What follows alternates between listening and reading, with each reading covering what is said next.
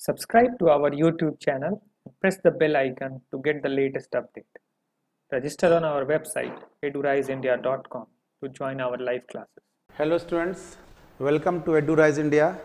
I am Dr. Sanjay Kumar Sharma, your biology faculty. Today I am going to discuss prokaryotic and eukaryotic cell, and then we will discuss plasma membrane. Previous video lecture में हम लोगों ने cell के basic concept के बारे में सीखा था और हम लोगों ने सुप्रामोलिकुलर सिस्टम पर भी डिस्कशन किया था। हमारे नेक्स्ट टॉपिक में आने के पहले हम थोड़ा सा देखें कि हमने पढ़ा क्या था।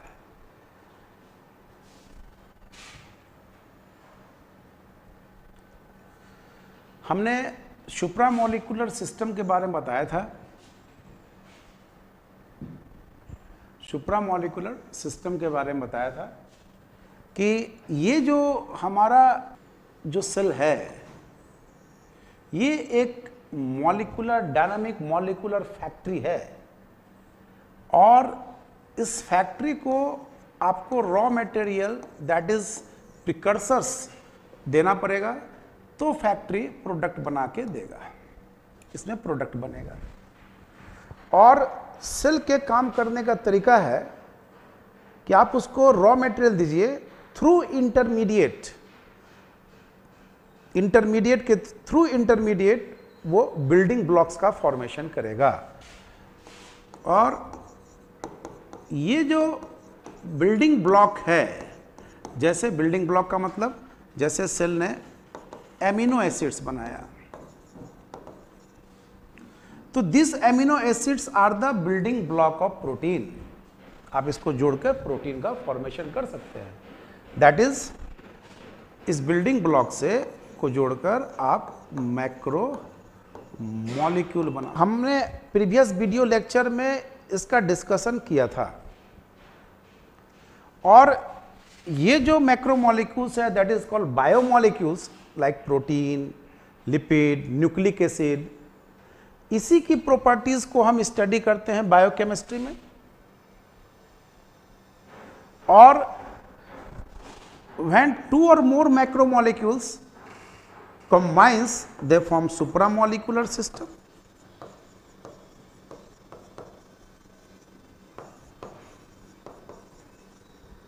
आप कहोगे कि सुप्रामोलिकुलर सिस्टम से हमको मतलब क्या है? आगे जाके आप ओरिजिन ऑफ लाइफ आपको पढ़ना है, इसलिए हमने पहले ही बेसिक कॉन्सेप्ट्स आपको बताना सही समझा। और सुप्रामोलिकुलर सिस्टम मतलब when two or more macromolecules combines they form the supramolecular system. अब क्या है, जैसे देखो आप इस स्ट्रक्चर को आप प्लाज्मा मेम्ब्रेन कहते हो। All cells are covered by this membrane, plasma membrane. हम लोगों को पढ़ना भी हमारा टॉपिक है, नेक्स्ट क्लास का ये टॉपिक होगा हमारा। और this plasma membrane is composed of protein and lipid, mainly composed of protein lipid, some amount of carbohydrate also present देखेंगे, लेकिन यहाँ मेन प्रोटीन और लिपिड है। तो protein is macromolecule, lipid is macromolecule, दोनों आपस में मिले दैट इज सुप्रामोलिकुलर सिस्टम का फॉर्मेशन हुआ। और ये उसने बायोलॉजी का एक स्ट्रक्चर तैयार किया दैट इज प्लाज्मा मेम्ब्रेन। माने मैक्रोमोलिक्यूल के मिलने से बायोलॉजिकल स्ट्रक्चर का फॉर्मेशन हुआ है। ये हमने प्रीवियस वीडियो लेक्चर में आपको बताया था। और ये जो प्लाज्मा मेम्ब्रेन है, अब देखो इसका फायदा कि प्लाज्मा मेम्ब्रेन अगर कोई पूछे, membrane biology is also called supramolecular biology. आप मेम्ब्रेन बायोलॉजी को सुप्रामोलिकुलर बायोलॉजी भी कह सकते हैं, ठीक है। इसका एप्लीकेशन हम आपको बता रहे हैं, कहां कहां आप एप्लीकेशन कर सकते हो। आप कहते हो राइबोसोम, तो राइबोसोम जो है राइबोसोमल आरएनए और प्रोटीन के मिलने से बना है।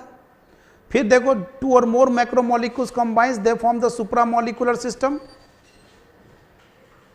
तो अगर मैक्रोमोलिक्यूल्स आपस में कंबाइन नहीं किए होते तो बायोलॉजिकल स्ट्रक्चर नहीं आता, सेल नहीं आता।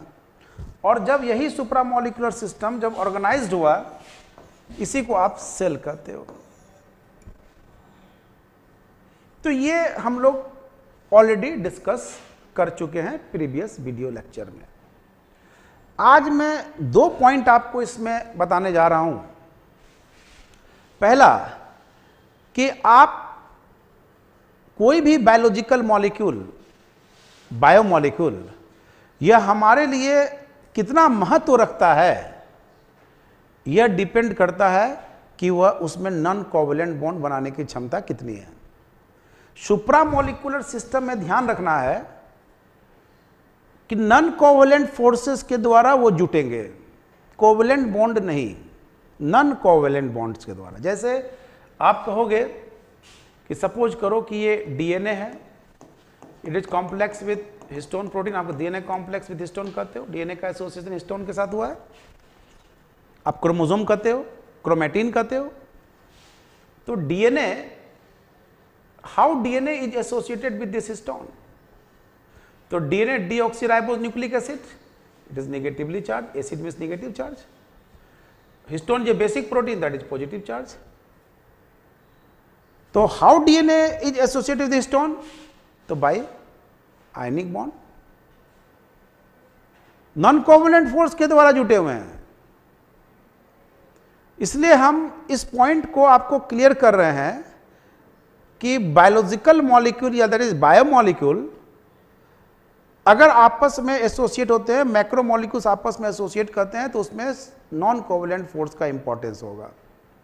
जैसे क्वेश्चन कोई पूछे कि आप protein is the most dynamic organic molecules on this earth, सब डायनेमिक ऑर्गेनिक मॉलिक्यूल है। अगर इस अर्थ पर प्रोटीन नहीं आया होता तो इस अर्थ पर लाइफ नहीं आया होता, क्योंकि प्रोटीन में hydrogen bond, non covalent forces बनाने की क्षमता बहुत ज़्यादा है। Hydrogen bond, ionic bond, van der Waals forces, मैंने बहुत ज़्यादा नॉन कोवैलेंट फोर्सेस है वहाँ, नॉन कोवैलेंट बॉन्ड्स है वहाँ।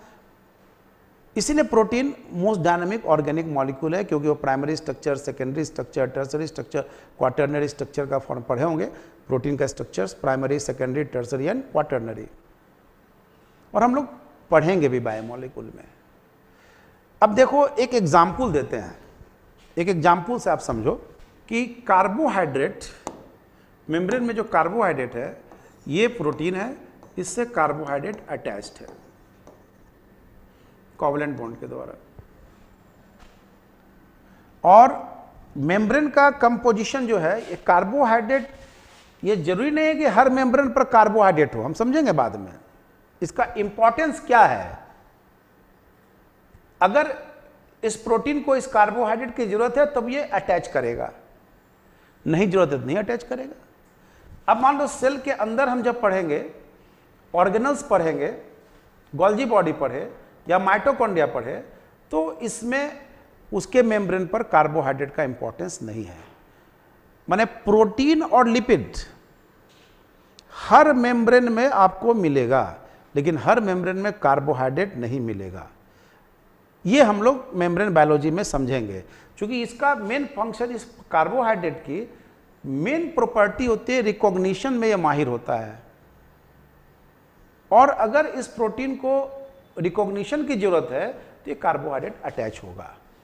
माने कहने का मतलब है कि ये कोवैलेंट बॉन्ड के द्वारा अटैच है। लेकिन प्रोटीन और लिपिड जो मेम्ब्रेन में है वो नॉन कोवैलेंट फोर्सेस के द्वारा है। आप अगर अटैच करते हो तो ये पॉइंट आपको दिमाग में रखना है, मेन पॉइंट आपको सीखना है कि सुप्रामोलिकुलर सिस्टम में नॉन कोवैलेंट फोर्स का इंपॉर्टेंस है। अब हम लोग डिस्कस करें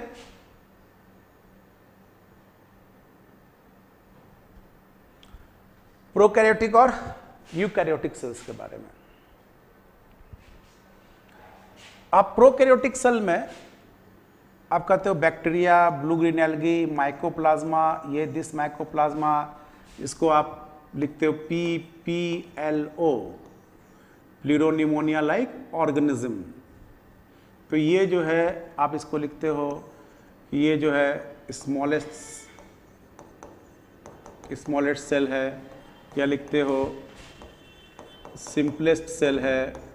हम ये समझेंगे कि स्मॉलेस्ट सेल या सिंपलेस्ट सेल में हिडन कंसेप्ट क्या है। ये जो कह रहे हैं उसका मीनिंग क्या है, क्या बताना चाह रहे हो आप, सिंपलेस्ट बोलने का मतलब, और इससे किस टाइप का क्वेश्चन निकल सकता है, ये हम डिस्कस करेंगे। और इसमें न्यूक्लियर मेम्ब्रेन एब्सेंट है, इसमें न्यूक्लियर मेम्ब्रेन प्रेजेंट है। हम लोग इसके बारे में पढ़े हैं कंपार्टमेंटेशन, कि भाई प्रोकैरियोटिक सेल जो है इसमें कंपार्टमेंटेशन नहीं है, इंट्रासेलुलर कंपार्टमेंटेशन, और यूकैरियोटिक सेल में बहुत ज़्यादा कंपार्टमेंटेशन होता है। कंपार्टमेंटेशन यूकैरियोटिक सेल्स में प्रेजेंट होता है। दूसरी बात यह है कि आप जब विटेकर्स 5 किंगडम क्लासिफिकेशन पढ़े हो तो उसमें देखिएगा कि एक मोनिरा को प्रोकैरियोट्स में रखा गया है, एक किंगडम प्रोकैरियोट्स को दिया गया है और 4 किंगडम यूकैरियोट्स को दिया गया है। तो यूकैरियोट्स के एग्जाम्पल में प्रोटिस्टा, प्लांट्स, एनिमल्स और फंजी है। ठीक है, तो ये जो है पहला जो मेरा डिफरेंसेस है कि भाई न्यूक्लियर मेम्ब्रेन एब्सेंट है किसमें, प्रोकैरियोटिक सेल में, और उसमें न्यूक्लियर मेम्ब्रेन प्रेजेंट है। पहला पॉइंट लिखने का मेरा मकसद है कि आपको यदि कोई पूछे कि आपका डिसाइडिंग फीचर क्या है यूकैरियोट्स में, ठीक है, बहुत सारे पॉइंट्स हैं, लेकिन my deciding feature in eukaryotes is the nuclear membrane. आपका न्यूक्लियर मेम्ब्रेन ही डिसाइडिंग फीचर होना चाहिए। अगर न्यूक्लियर मेम्ब्रेन प्रेजेंट है तो वो यूकैरियोट्स है। हम बाद में कोई पॉइंट बोलेंगे, आप कहिएगा क्यों। इसका कारण है, देखिए ये बैक्टीरिया का सेल है, प्रोकैरियोटिक है, बैक्टीरिया प्रोकैरियोट्स है। इसमें अंदर में कोई कंपार्टमेंट्स नहीं है, इसमें डीएनए है और ये प्लास्मिड कहते हैं एक्स्ट्रा डीएनए को, मेन क्रोमोसोमल डीएनए के अलावा एक्स्ट्रा डीएनए है, ये प्लास्मिड हुआ। और इसमें राइबोसोम है, साइटोप्लाज्म में राइबोसोम है, ये प्लाज्मा मेम्ब्रेन है, इसके ऊपर से सेल वॉल है और सेल वॉल के ऊपर ये कैप्सुलेटेड है, तो कैप्सूल का कवरिंग है। अब यहां पर न्यूक्लियर मेम्ब्रेन प्रेजेंट नहीं है, ठीक। इसीलिए प्रोकैरियोट में हम लोग एक टेक्निकल वर्ड यूज करते हैं, न्यूक्लियोइड, ठीक है। अब देखो, अगर आप कहते हो कि मेरा डिसाइडिंग फीचर्स न्यूक्लियर मेम्ब्रेन है, ठीक है, इसका फायदा देखो। अगर आप कहोगे डायनोफ्लैजिलेट्स, ठीक है, इसमें क्या होता है कि न्यूक्लियर मेम्ब्रेन तो होता है लेकिन डीएनए के साथ हिस्टोन प्रोटीन एसोसिएट नहीं है। और आप यूकैरियोट्स में कहते हो कि ये न्यूक्लियर मेम्ब्रेन होना चाहिए, ठीक, और उसके साथ साथ DNA complex with histone protein होना चाहिए। माने नेकेड डीएनए नहीं, डीएनए कॉम्प्लेक्स विथ हिस्टोन। ये देखो naked DNA, this naked DNA it is not complex with histone, this is the property of prokaryotes. ये तो प्रोकैरियोट है bacteria.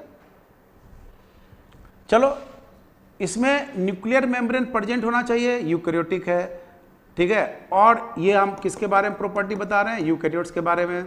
DNA complex with histone है, यूकैरियोटिक प्रॉपर्टी है। अगर naked DNA है तो प्रोकैरियोट्स है, देखो नेकेड डीएनए है तो प्रोकैरियोट्स है।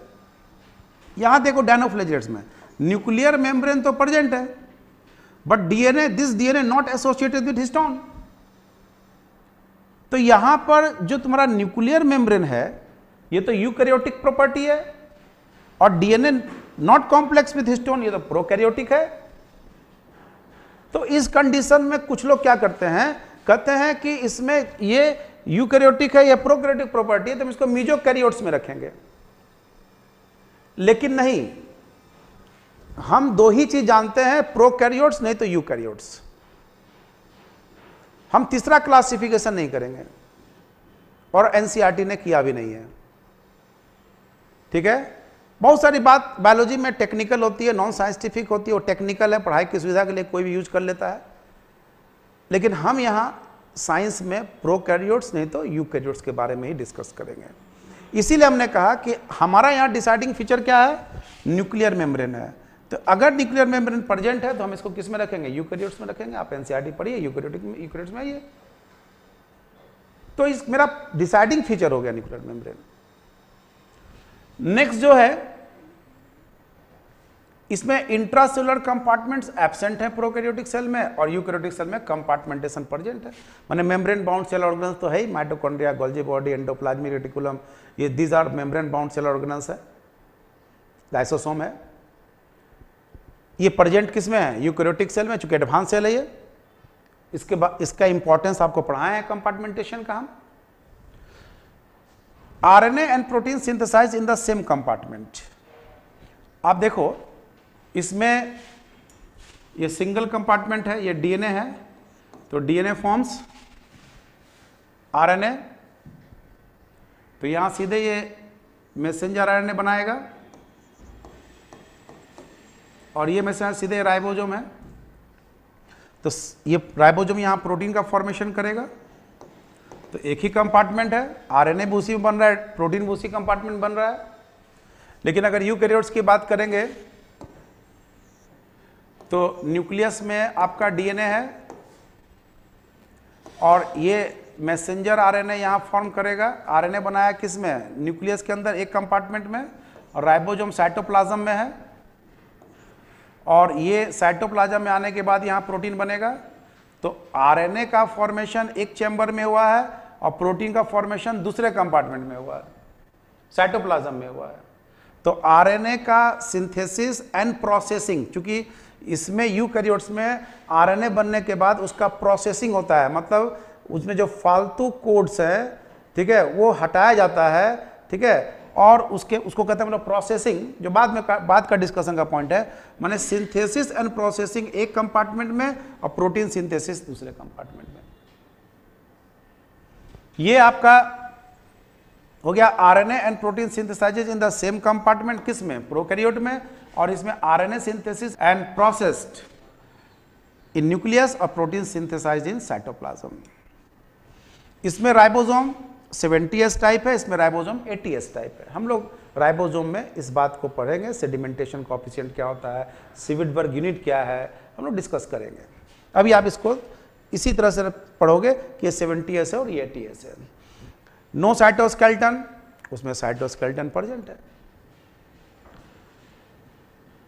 लैक माइटोसिस एंड मियोसिस, इसका न्यूक्लियस बाइनरी फिजन्स के द्वारा डिवीजन होता है, और उसमें माइटोसिस और मियोसिस हो रहा है। क्योंकि माइटोसिस और मियोसिस एक रूल एंड रेगुलेशन है जिसके आधार पर सेल को डिवाइड करना है।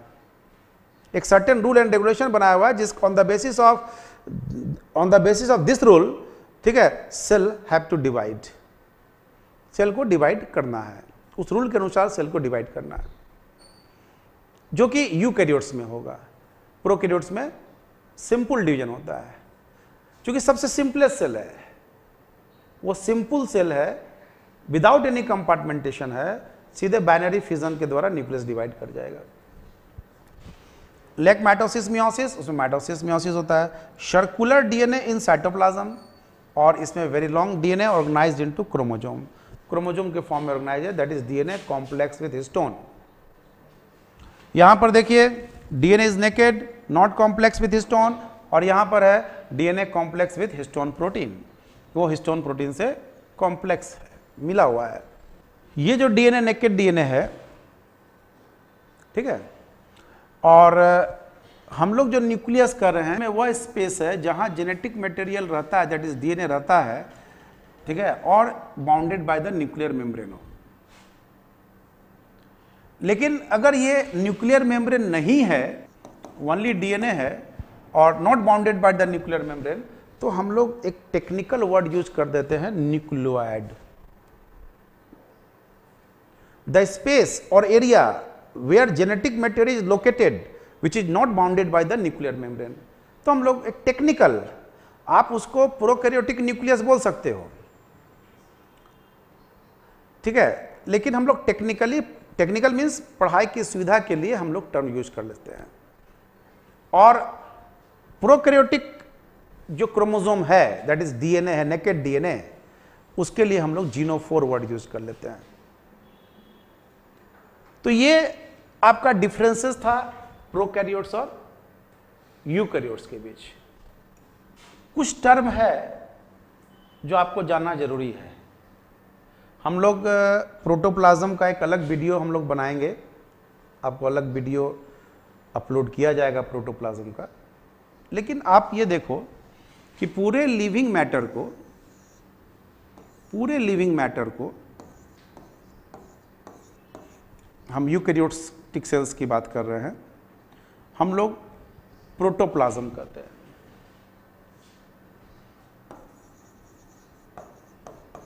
इसका आपको अलग वीडियो मिलेगा, लेकिन अभी हम इसको समझ लें। That is living matter bounded by the plasma membrane. और इसके अंदर आप कहते हैं न्यूक्लियस के अंदर, ये न्यूक्लियोप्लाज्म और ये साइटोप्लाज्म कहते हो। और साइटोप्लाज्म में सेल ऑर्गेनल्स है। और अगर आप साइटोसॉल कर रहे हो तो आप क्या करो कि साइटोप्लाज्म में से माइनस कर दो सेल ऑर्गेनल्स। आप सभी ऑर्गेनल्स को निकालने के बाद जो मटेरियल बच गया वो आपका साइटोसॉल होगा। और ये अगर सेल वॉल है इसके चारों तरफ, अगर आप सेल वॉल को हटा दो, ये सेल में से माइनस सेल वॉल कर दो, तो उसको हम लोग प्रोटोप्लास्ट कहेंगे। तो एक टर्म हम बार बार यूज करेंगे, प्रोटोप्लास्ट, साइटोसॉल, साइटोप्लाज्म, ये टर्म समझ लीजिए आप। हालांकि एक सेपरेट वीडियो प्रोटोप्लाज्म पर कंप्लीट रहेगा मेरा, लेकिन जब तक वो वीडियो अपलोड नहीं होता है तब तक आप इस चीज को समझ लीजिए। नेक्स्ट आप एक काम और करना है, जैसे सपोज करो कि cell minus cell wall, that is protoplast. अब ये माइटोकॉन्ड्रिया है, ठीक। अब ये माइटोकॉन्ड्रिया में आउटर मेम्ब्रेन, इनर मेम्ब्रेन है। तो आप क्या करो कि mitochondria without outer membrane, that is called mitoplast. इसको हम लोग यूज करेंगे माइटोप्लास्ट। तो ये सब टर्म है जिसकी आपको जानकारी होनी चाहिए। ये यूकैरियोटिक सेल्स का डायग्राम है, इसमें सभी ऑर्गेनल्स हैं, मेम्ब्रेन बाउंड ऑर्गेनल्स प्रेजेंट हैं। न्यूक्लियस है, माइटोकॉन्ड्रिया है, गोल्जी बॉडी है, एंडोप्लाज्म रेटिकुलम है, पेरोक्सीजोम है, लाइसोसोम है। ये सभी साइटोसॉल हमने क्लियर किया। साइटोसॉल क्या है कि आप इसमें से साइटोप्लाज्म में से आप क्या कीजिए, ऑर्गेनल्स को हटा दीजिए, ठीक। तो वो क्या हो जाएगा, साइटोसॉल। जो भी चीज़ बच जाए that is called cytosol. Organelles निकालने के बाद दैट इज कॉल्ड साइटोसॉल, ठीक है। अब यहाँ पर जैसे देखिए न्यूक्लियस के अंदर न्यूक्लियोलस है, ये हमारा अलग चैप्टर होगा। लेकिन एक आपको हम पढ़ने का तरीका समझाते हैं कि आप अगर केमिस्ट्री, चूँकि बायोलॉजी जो है वो एक केमिकल सिस्टम, आपका सेल एक केमिकल सिस्टम है। तो अगर केमिस्ट्री का मॉलिक्यूल है तो उसको अगर आप केमिस्ट्री के लैंग्वेज में सोचेंगे या केमिस्ट्री के लैंग्वेज में उससे बात करेंगे तो उसको जल्दी समझेंगे। इसका एक एग्जाम्पल देते हैं। जैसे मान लो आपको पढ़ना है न्यूक्लियोलस। अब ये न्यूक्लियोलस क्या है, तो देखिए सेल के अंदर आप न्यूक्लियस के अंदर, न्यूक्लियस में DNA in the form of chromosome, जिसको आप क्रोमोसोम कहते हो, डीएनए कॉम्प्लेक्स विद स्टोन, वो डीएनए जो है ये राइबोसोमल आरएनए। देखिए हमने आपको बताया था डीएनए आरएनए ही बनाएगा या डीएनए कॉपी करेगा अपना रेप्लिकेशन। तो डीएनए का काम ही आरएनए बनाना, ठीक है। तो डीएनए आरएनए आप पढ़ोगे, मैसेंजर आरएनए, राइबोसोमल आरएनए पढ़ोगे और ट्रांसफर आरएनए पढ़ोगे। लेकिन ये जो राइबोसोमल आरएनए है, यही राइबोसोमल आरएनए से ना राइबोसोम बना हुआ है।